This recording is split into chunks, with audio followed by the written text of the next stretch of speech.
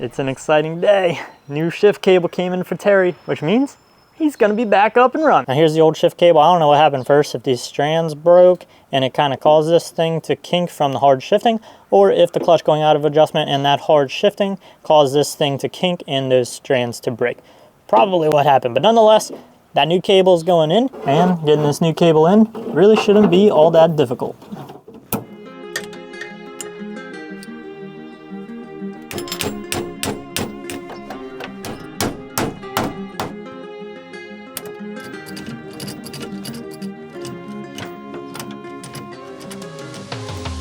Throw on the new wipers and we'll get the dash back together. Now before I throw that plastic back on, I want to see if I can get that tack working, because the wires should come down underneath this dash. But I also want to see if I can get the original radio working, because why not? The actual box for that radio sits up in here somewhere. Well, up underneath the dash is the fuse box. I got the cover off of it. This yellow fuse here is the 20 amp fuse for the radio, and that is good. I checked it. But now the actual radio box is up here, and all this wiring is an absolute mess. This is, I believe, the power cord. It was plugged in, but I just unplugged it. So I think the best thing to do is to remove this fuse box. Should just be these two bolts. We'll drop that down, and that'll give us access to this radio box. And the radio does have two speakers, one there and one on that side. And there is also a subwoofer. That's what this little fancy thing is. Got the fuse box pulled out of the way. Now up in there, that silver box right here, that's the actual radio. This is the actual power plug. Now this connector here, I checked the voltage on it and it is getting 13 volts, which means it's sending this box 13 volts, but we still don't have the radio working. So that means we need to pull this down and see what's up.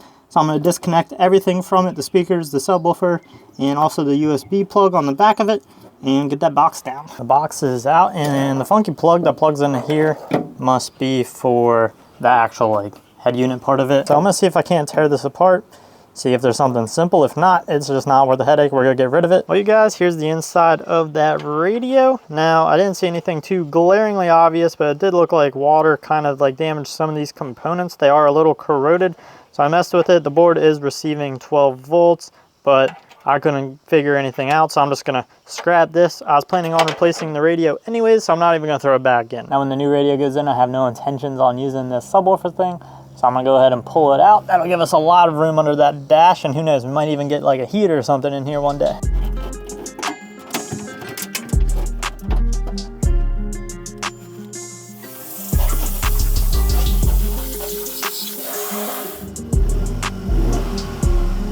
All right, so I got the tack working. There's actually a connector up under here, and it must have got water in it and corroded. So I just loosened that up and I just ran it in and out a few times just to clean up those little contacts. Seemed to work. Tack is now working. So we can go ahead and get all the plastic back in here.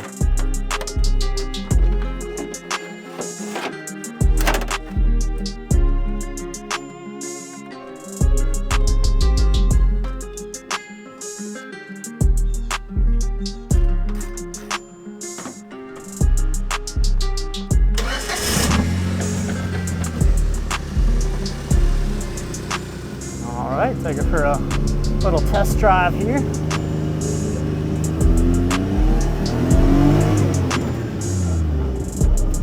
See how she runs.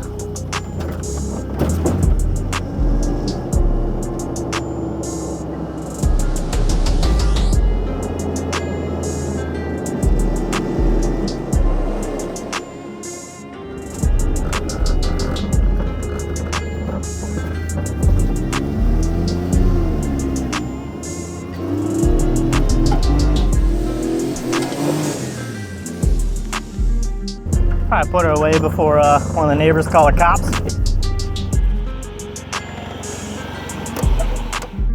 So I'm pretty excited. Last night I was rooting around in the garage and look what I found. I found some white gloss paint. Now this stuff is pretty old, but it's free and I already have it. So I sprayed myself up a sample and check this out. That's pretty darn close. So let's get some of these rust spots fixed. And this is by no means gonna be a professional paint job. The goal is just to make this white, make it look pretty, and keep it from rusting anymore.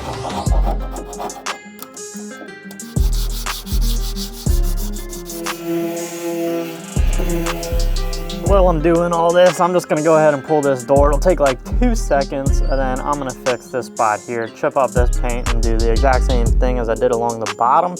You guys like this little decal? Let me know. It's coming off because I gotta fix this area, but we can always put it back on, but I think we can do better than that.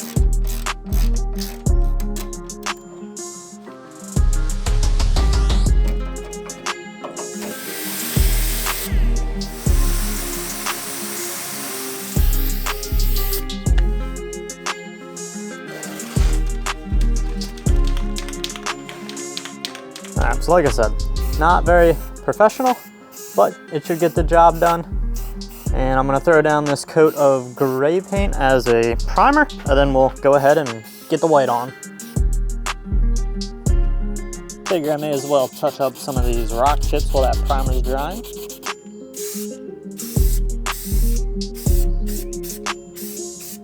I'm gonna remove the other door, and I don't know, that looks pretty sweet without the doors. We're gonna have to find a way to put like Jeep hinges on it so we can just pull those doors off whenever we want.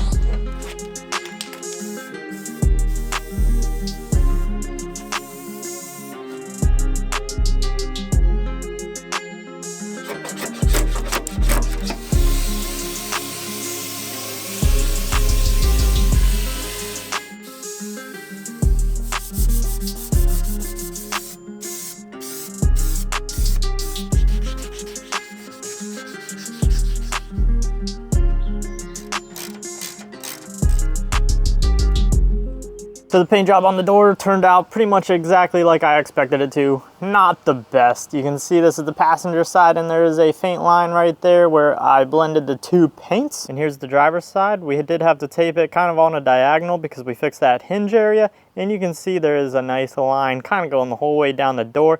And as I sanded it, that gray primer was showing up right along that edge. So I'll never get like a really good blend, but it's better than the rust spot. And luckily this was just a temporary fix to keep that door from rusting out anymore. There is a ton of other things on this thing that need fixed, and as we're doing modifications, I'm gonna be changing a lot of stuff on this body, so it's all gonna need painted again anyways. I did receive both the taillights to replace that mess, so let's go ahead and get those installed. So I feel like that light over there, a little bit of room to access it. This light over here, they got that little plate in here, and yeah, not a whole lot of room. Not the easiest thing to access, that is for sure. Now there wasn't a ton of information of these lights online. I'll throw a link down below to my website where you can find all the parts I'm gonna be using for this build. But I wanted to be sure that these were able to be submerged, since there's a good chance this thing's gonna be submerged, and these are completely sealed. This little light is actually just held into this metal housing using a snap ring. These lights are gonna work absolutely perfectly for us. The only issue with them is the hole pattern is skewed from the hole pattern on the Reaper, and I do wanna keep these lights in the orientation that they are meant to go, because this housing has a hole in the bottom of it to let out water. If I skew it to match the Reaper, that hole's not gonna be in the bottom, and these are just gonna collect water, and that's not good.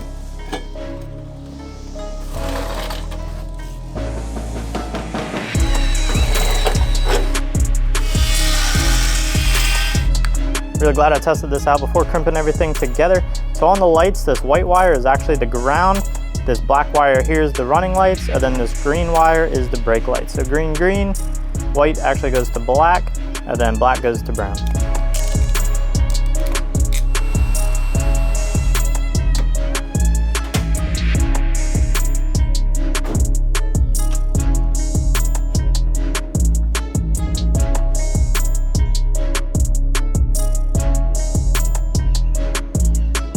So these sheet metal skid plates are definitely gonna get replaced one day. They are extremely flimsy, but for now, they're going back on. It's better than nothing. So until we can upgrade them, they'll be on the box.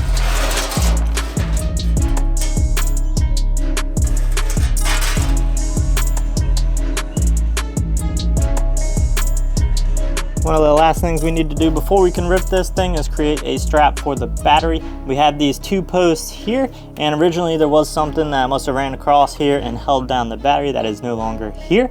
So I'm just gonna take a piece of scrap metal, drill 2 holes in it, and that'll hold this down.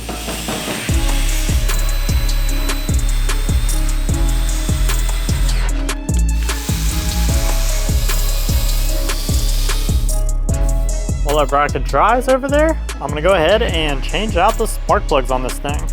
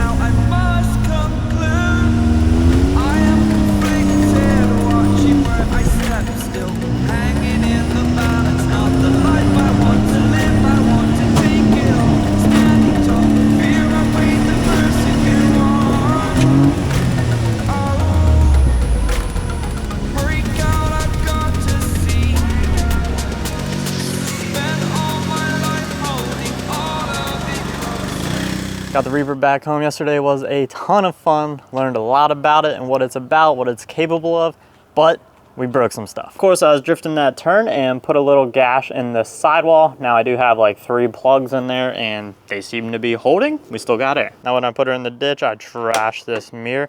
It was already broken and taped together. It was like that when I bought it, but I mean, now it's like really broken. That same ditch did do a number on this front fender. The whole fender is kind of tweaked a little bit this way.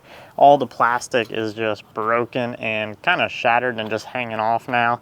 And then also we got some nice rock rash up under here. And now this mirror over here is also cracked and damaged. I don't know if it was like that or if that happened yesterday. The skid plates did take a beating up in the front there. We got a couple good sized dents and then a ton of grass just where the 2 skid plates come together. And then the rear skid plate is just like a big bowl. All that is just bent up. And on the passenger side, right underneath the door, our rockers took a beating. We got a bunch of dents back there, a massive dent right up in here, and it goes the whole way up to the front. So this whole thing is just crinkled now. Other than that, Terry held up really well, so I guess there's nothing left to do but clean it up, fix what we need to, and go and break it again. See you guys on the next one.